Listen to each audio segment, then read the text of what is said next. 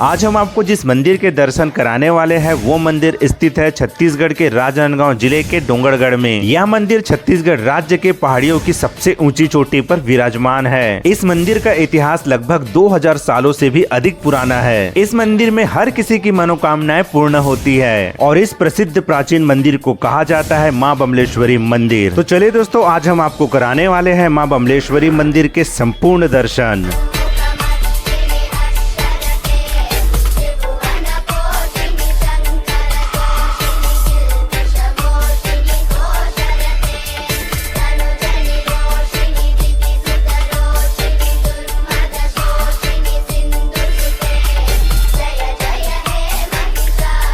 नमस्कार दोस्तों, हमारे channel A to Z friends blog के एक और वीडियो में आप सबका स्वागत है। नवरात्रि का पावन त्योहार शुरू हो चुका है। नवरात्रि के शुभ दिनों में कई भक्त मां दुर्गा के प्रसिद्ध और पवित्र मंदिरों के दर्शन करने के लिए पहुंचते रहते हैं। लेकिन भारत में कई ऐसे दुर्गा मंदिर है जो अपने दिलचस्प कहानियों के लिए प्रसिद्ध है। उसी तरीके से छत्तीसगढ़ के डोंगरगढ़ में स्थित मां बमलेश्वरी के मंदिर के बारे में कहा जाता है कि यह मंदिर 2200 साल पुरानी एक प्रेम कहानी से जुड़ी हुई है और जो भी यहाँ सच्चे मन से आता है उनकी मुरादें इस मंदिर में जरूर पूरी होती है। जय काली कराली कपाल धरे, मुनि संत ऋषि सब शरण पड़े, तेरे कंठ में मुंड विराट रहे कर खड़ग। माँ बमलेश्वरी का मंदिर छत्तीसगढ़ के डोंगरगढ़ की पहाड़ियों पर स्थित एक प्रसिद्ध और प्राचीन मंदिर है। बमलेश्वरी का यह मंदिर राजनांदगांव जिले से करीब 36 किलोमीटर की दूरी पर ऊंची पहाड़ियों पर स्थित है। जिस पहाड़ की चोटी पर यह मंदिर स्थापित है उस पहाड़ की ऊंचाई करीब 1600 फीट है। माँ बमलेश्वरी का यह मंदिर छत्तीसगढ़ में जितना प्रसिद्ध है उसके साथ साथ ही अन्य राज्यों में भी यह मंदिर बहुत ही ज्यादा प्रसिद्ध है। छत्तीसगढ़ के साथ साथ अन्य राज्यों से भी यहाँ पे काफी सारे भक्त इस मंदिर के दर्शन के लिए आते हैं। सत्य रूप में तुम दक्षाणी बनी, गौरा बन शिव पटरानी। कहा जाता है कि डोंगरगढ़ में वीरसेन का शासन हुआ करता था और वह निसंतान थे, उनका कोई संतान नहीं था और फिर संतान प्राप्ति के लिए उन्होंने भगवती दुर्गा और शिव जी की उपासना की और फिर उपासना के 1 साल बाद उन्हें पुत्र की प्राप्ति हुई और माँ बमलेश्वरी के मंदिर का निर्माण कराया। वीरसेन ने अपने पुत्र का नाम मदन सेन रखा था और फिर कई साल बाद मदन सेन के पुत्र कामसेन ने राजगद्दी संभाली।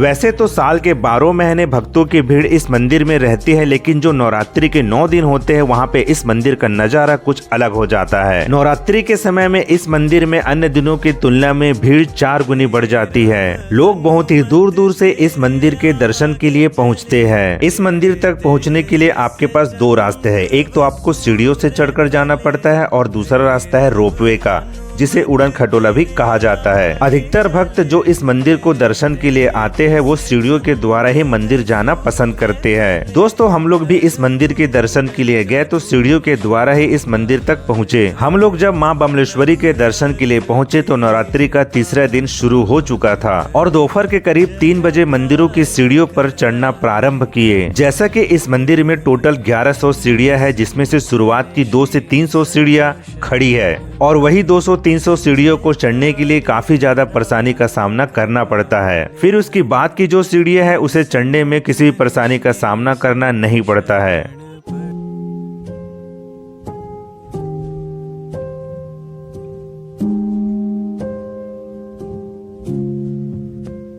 ओम नमो चंडी महाचंडी चंडी। नवरात्रि के समय में यहाँ का माहौल किसी मेले से कम नहीं रहता है। भक्तों की भारी भीड़ एक साथ यहाँ पर उमड़ पड़ती है। नवरात्रि के पहले दिन से जो भीड़ यहाँ पर भक्तों की रहती है वो भीड़ अष्टमी तक चलती है। मंदिर के रास्ते भर आपको सिर्फ भक्त ही भक्त नजर आएंगे। जितने भी भक्त यहाँ पे आते हैं वो कोई न कोई मनोकामना लेकर इस मंदिर तक जरूर पहुँचते हैं और बहुत सारे भक्त ऐसे भी है जो इस मंदिर के दर्शन के लिए ही मात्र आते हैं। यहाँ के दुकान वाले बताते हैं कि नवरात्रि में दिन की तुलना में रात के समय में भक्तों की भीड़ अधिक रहती है, लेकिन जब हम इस मंदिर के दर्शन के लिए गए तो दिन के समय गए थे तो ज्यादा भीड़ का सामना करना हमें नहीं पड़ा। मंगल वरदान प्रदान करे, जय काली कराले कपाल धरे। मां बमलेश्वरी के दर्शन के लिए 1100 सीढ़ियों को चढ़ने में हमें समय लगा करीब 1 घंटे के आसपास, क्योंकि आज उमस और गर्मी बहुत ही ज्यादा थी। और थोड़ी देर में अब हम दर्शन करने वाले हैं मां बमलेश्वरी के। तो चलिए दोस्तों, हमारे साथ आप भी कीजिए मां बमलेश्वरी के दर्शन।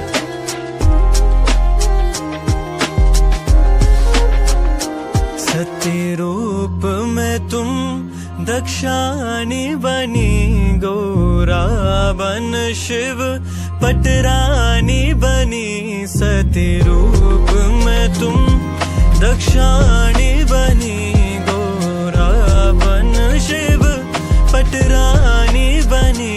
बन काल महासंहार।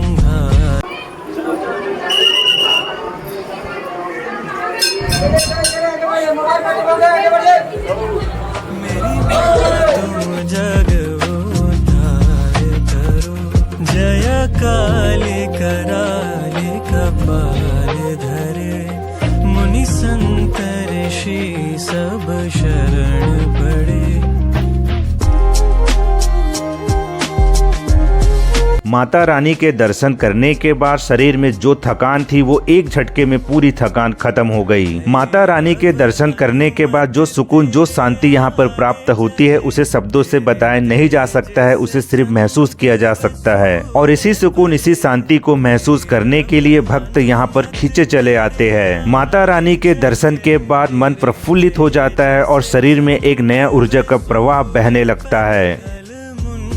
का तू श्रृंगार करे, लघु रक्त बीज का पान करे। मां बमलेश्वरी के अच्छे से दर्शन करने के बाद शरीर में एक नई सोच, एक नई ऊर्जा लेकर हम चले गए अपने घर के लिए। आप में से काफी लोग मां बमलेश्वरी के दर्शन कर लिए होंगे, लेकिन जो नहीं किए हैं वो एक बार जरूर आइए और मां बमलेश्वरी के दर्शन कीजिए। तो बस दोस्तों, आज के इस वीडियो में इतना ही। फिर मिलेंगे आपको एक और नए वीडियो में। तब तक के लिए भारत माता की जय, वंदे मातरम, जय माता दी। मुनि संत ऋषि सब शरण पड़े, तेरे कंठ में मुंड विराट रहे।